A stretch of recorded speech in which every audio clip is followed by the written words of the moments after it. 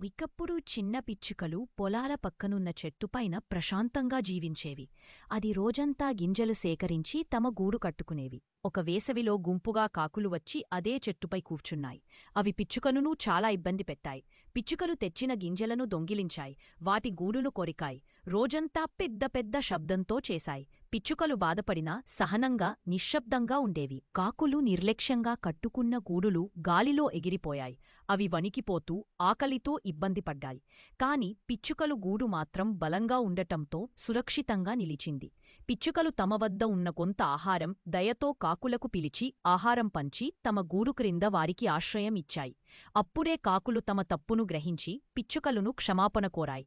ఆ రోజునుంచి అందరూ స్నేహితులై కలసికట్టుగా జీవించడం నేర్చుకున్నారు. ఈ కథ చెప్పుతున్న నీతి: సహనం, కష్టపడి చేసిన పని ఎల్లప్పుడూ రక్షణం, విజయం ఇస్తాయి.